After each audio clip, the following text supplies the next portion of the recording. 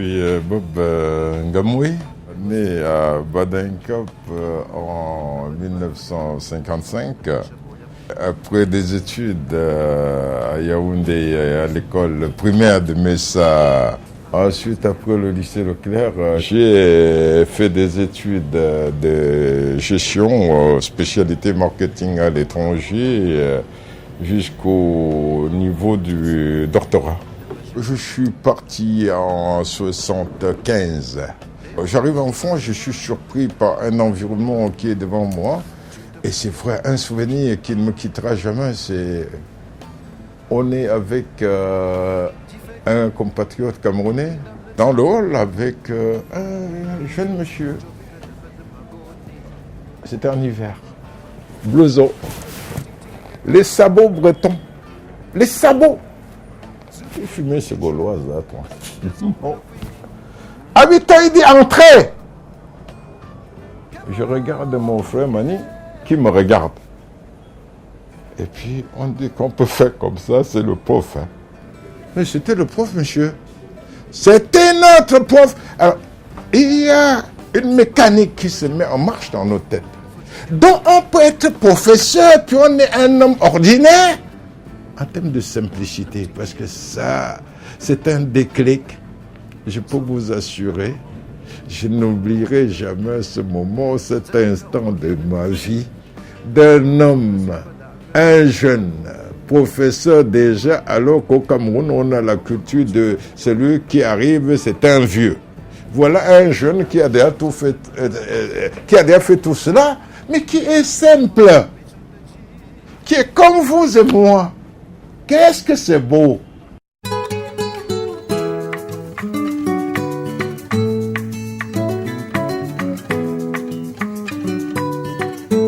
Je suis rentré au Cameroun en 86, définitivement. D'ailleurs, ma grande surprise, parce que ce n'était pas au Cameroun que je voulais rentrer.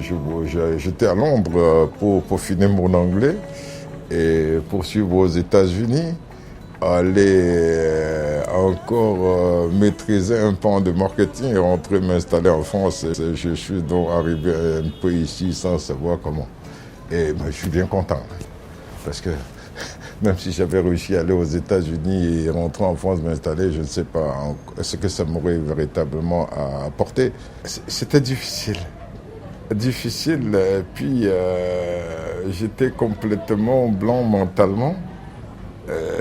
Même sur le plan des simples réflexes, la voix tout transformée. Peu de choses vous impressionnent, pour ne même pas dire rien, vous impressionne. Vous êtes naturel quand les autres sont tous conditionnés. Et c'était très très difficile pour moi. C'est un ami qui m'hébergeait. Et puis un jour, il a vu dans le Cameroun Tribune qu'on recherchait des enseignants à l'ex-centre universitaire de Douala. Et dans ce qu'on recherchait, il y avait un poste qui cadrait bien avec ma spécialité marketing. J'ai monté le dossier et pendant plusieurs conseils d'administration, je dois le dire, mon dossier, pourtant qui avait tous les critères, n'était toujours pas retenu. J'ai dit donc, j'ai vu il y a beaucoup de mal. Pour être recruté, ce dossier a été solutionné en 87. Et le temps était donné. Et puis, j'arrive aussi dans le milieu. J'ai débarqué dans ce pays avec ma grosse Mercedes, mes blue jeans, mes tennis, mes blousons et tout. Et il y avait peu de jeunes à l'époque qui étaient propriétaires d'une Mercedes. Ça a rendu tout le centre universitaire fou. Et oui, d'ailleurs, comment voulez-vous qu'il ait une Mercedes à cet âge-là? C'est pas possible. Vous dites qu'il a un doctorat, est-ce que c'est vrai qu'il a fait comment pour... Surtout, vous voyez, la tendance, c'est qu'on arrive toujours à faire des choses vieux. Et vous trouvez un jeune pour qui tout est allé d'ailleurs normalement. Vous trouvez que c'est la normalité qui est anormale.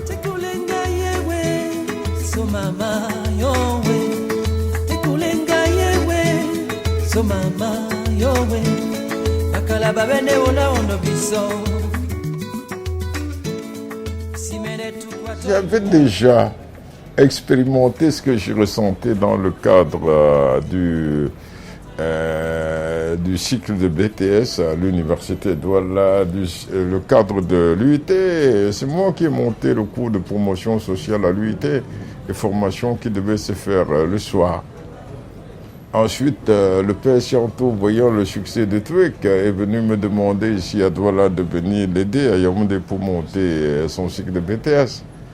Ensuite, c'est Ndiambo de ESG qui me dit, écoute, viens m'aider à développer mon cycle de BTS, ce que je fais.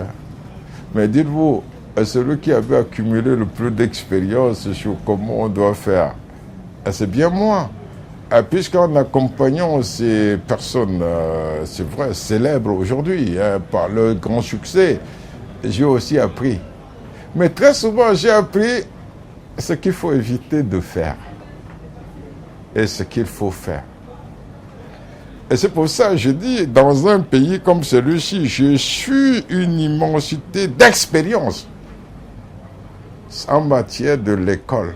Pourquoi l'école? Comment on doit la faire? Je suis un des Camerounais les plus compétents pour dire à quoi doit servir l'école, pourquoi on fait l'école. J'ai évolué dans l'éducation au niveau du privé. Je connais ces problèmes. Au niveau du public, j'y suis encore. Je connais les problèmes. Mais vous savez, je n'ai pas besoin de la permission d'un Camerounais pour m'atteler à la résolution des problèmes de cette nature-là. J'ai dit, je vais passer de la phase de constatation à celle de l'action.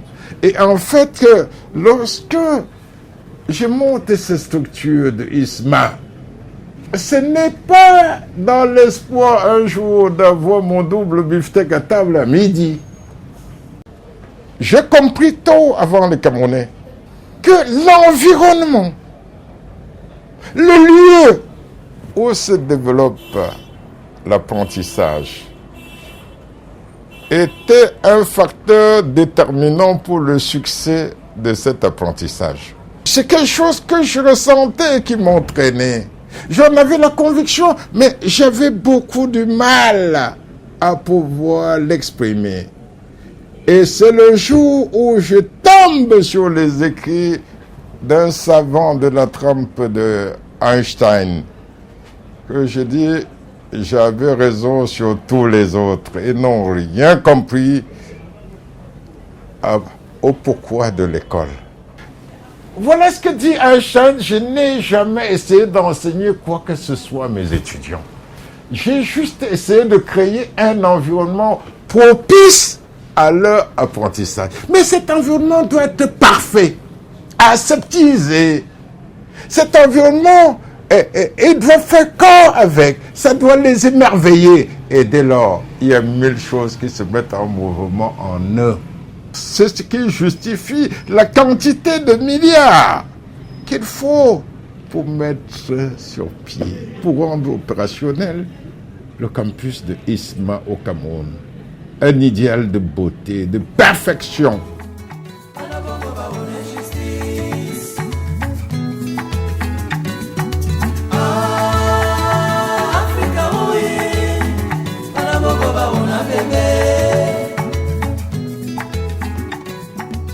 Vous ne pouvez pas demander aux gens d'être exemplaires, ne leur ayant même pas créé les conditions de leur propre travail. Ils vont exceller comment? Vous leur demandez l'impossible.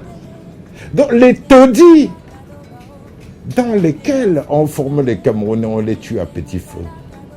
Parce qu'ils ne pourront pas se projeter vers le lointain, se poser des questions encore qui demandent plus d'efforts. Pourquoi ne pas faire encore plus, se situer dans cette dynamique créatrice? Ce n'est pas notre cas, on s'est planté. Et je le dirai toujours, et ma conviction est profonde parce que l'école, c'est du sacré. Bienvenue à ISMA, c'est ici que tout a commencé. ISMA est créé en 97-98 et autorisé en 99. j'ai senti pourquoi il fallait que je donne un contenu à ma vision éducative. Quand l'heure a sonné, je me suis retrouvé ici à Liberman. J'ai rencontré l'excellent père Berger, le père jésuite, avec qui j'ai changé mes préoccupations éducatives. Et c'est vrai, on a rapproché l'intellect de la spiritualité.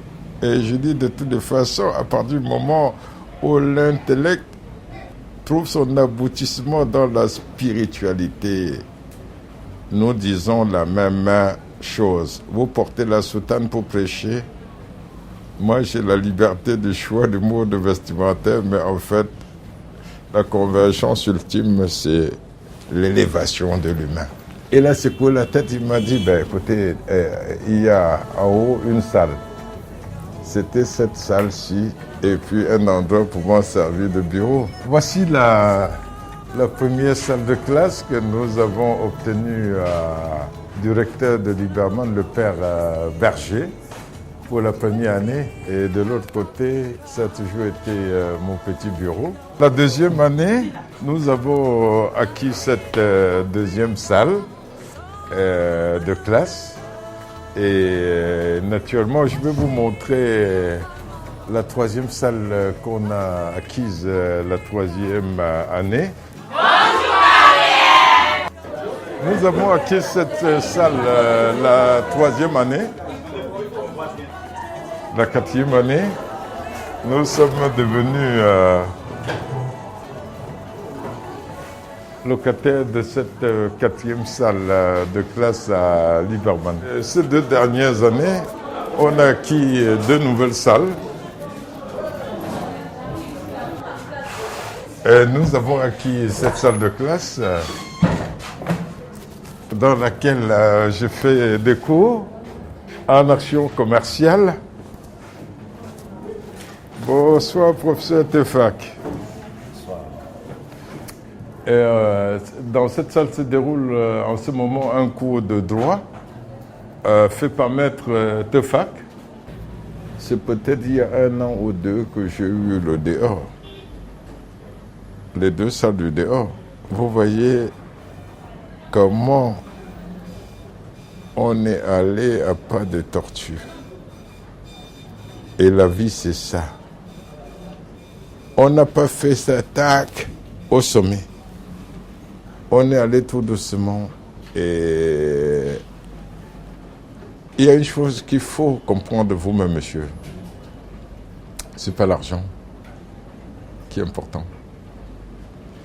C'est la qualité du projet qu'on porte. Les convictions qu'on développe autour de cela. L'éducation permettra au Cameroun un jour de démarrer, c'est-à-dire devenir maître de lui-même.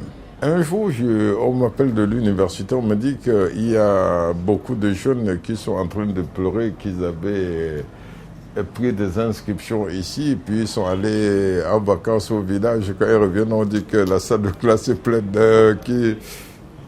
Alors, je suis... j'ai dit, à un moment, mettez-les sur notre liste, on verra ce qu'on va en faire après.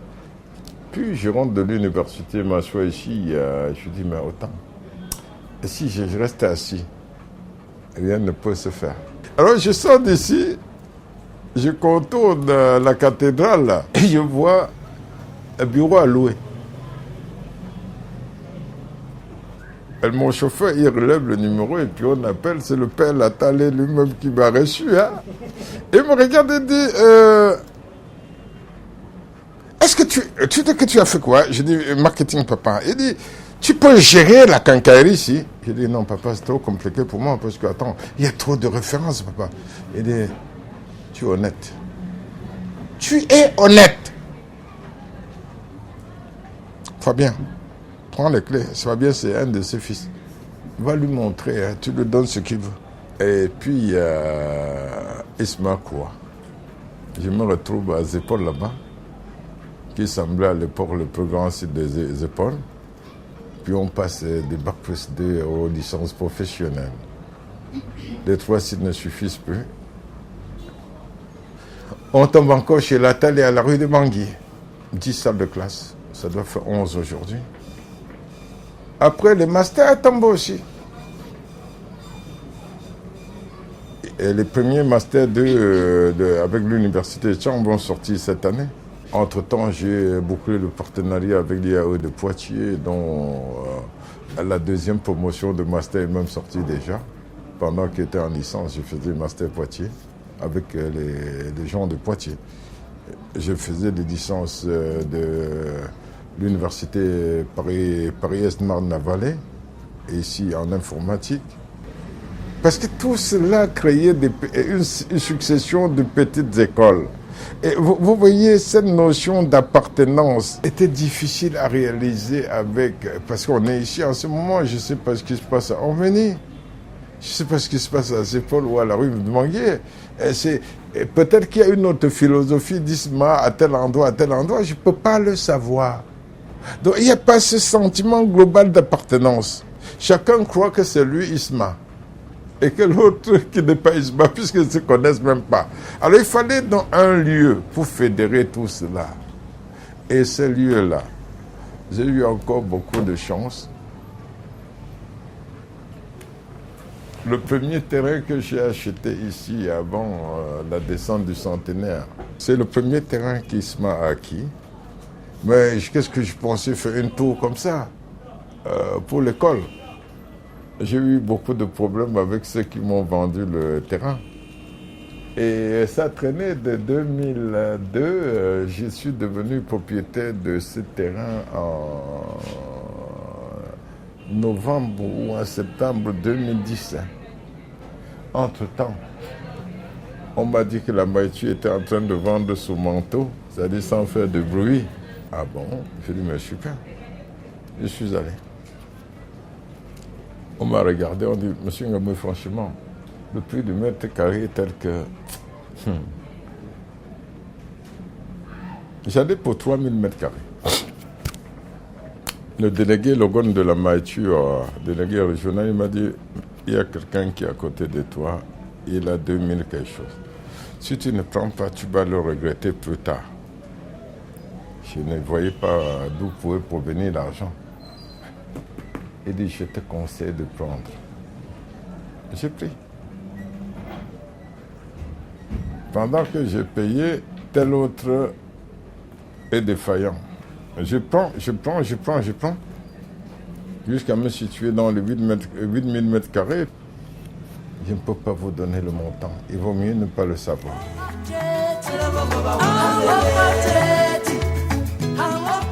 Je voudrais dire aux jeunes d'éviter d'être prisonniers de la conjoncture, d'un contexte socio-économique et culturel donné, et de faire preuve de très grandes ambitions. Et je dis indépendamment de d'où ils viennent, c'est-à-dire est-ce que la famille est pauvre, est-ce qu'elle est riche, quel quartier on habite, etc. Et il faut comprendre qu'il faut en même temps éviter des schémas rapidement bouclés. Parce que le boulevard ne conduit sûrement pas toujours au succès. Le succès passe la plupart du temps par des pistes où on prend des épines. On prend le temps de se soigner. On échoue. On réfléchit à zéro. Et se dire, le tout, c'est ne pas rester cloué au sol. Chercher toujours à se relever. Méditer même les échecs en disant il y a des échecs qui sont instructifs. Il faut pouvoir rêver. Imaginer des choses qui à un moment donné vous laissent l'impression qu'elles ne peuvent pas se faire, qu'elles sont impossibles à se réaliser, les imaginer possibles. Évitez de mettre en avant les moyens de réalisation. Tout projet, s'il est réellement un projet intéressant, important, s'il a une valeur, une utilité, ce projet va sécréter de lui-même. Et je ne sais pas si je suis un exemple, en fait. Je me pose toujours ces questions. Mais en fait, on a besoin d'être tolérant. Comme d'habitude dans cette émission, nous allons conclure cet entretien avec le docteur Bom Gamou ici, sur ce site que vous avez choisi. D'abord, dites-nous, on vient de voir le portrait que vous nous avez raconté, quelques grandes étapes de votre vie. Est-ce qu'on peut savoir ce que représente ce chantier, si on peut encore l'appeler ainsi, derrière nous? Qu'est-ce qu'il représente? Peut-être pas grand-chose en l'état, mais je pense que quand il verra vraiment le jour, quand il sera rendu opérationnel, il représentera pour de nombreux jeunes Camerounais le concentré d'efforts qui est nécessaire pour mener à bien un projet, quelle que soit sa dimension, les nombreux sacrifices que cela demande et puis l'exigence de rigueur au quotidien, parce que tous les jours, il faut faire attention, être toujours prêt à recommencer et faire preuve de beaucoup de détachement et peut-être preuve de la plus belle forme d'humilité, c'est-à-dire savoir aussi que tout cela peut s'arrêter d'un coup. Alors, docteur Bom Gamou, vous a suivi tout à l'heure. Qu'est-ce que vous retenez vous-même à ce niveau de votre vie sur Terre, de votre contribution à l'épanouissement des jeunes Camerounais notamment? Il faut éviter de faire sien ce qu'on peut appeler la vanité. Dans un milieu où on vit avec des hommes, etc., on a juste parfois un peu plus de chance que les autres. Et puis, pensez aux autres. Pensez aux autres parce que c'est par rapport à une sorte d'espérance pour la jeunesse camerounaise. Et je voudrais, et c'est peut-être ce qui me donne encore un peu le sourire malgré les difficultés qu'on vit depuis une quinzaine d'années, c'est que le jeune qui sera moulé dans cet univers va sortir plus confiant, utile, sentant qu'on l'attend pour quelque chose encore de plus grand. Et ça va constituer la cohorte de ce que je peux appeler avec beaucoup de plaisir les nouveaux soldats du développement de ce pays pour demain. Nous vous laissons repartir à ce que nous devons appeler vos grands travaux, car le chantier qui est derrière nous montre bien la vision que vous avez pour le Cameroun. Et c'est pour cela que nous vous avons choisi pour inspirer la jeunesse. Nous espérons que cette journée passée en votre compagnie vous aura également conforté dans l'idée que vous faites des choses bien pour ce pays. Merci surtout d'avoir reçu donc l'équipe de Carrière ici sur ce site. Merci Diti et de bonnes pensées pour mon ami Jean-Paul Tchomdou. Merci.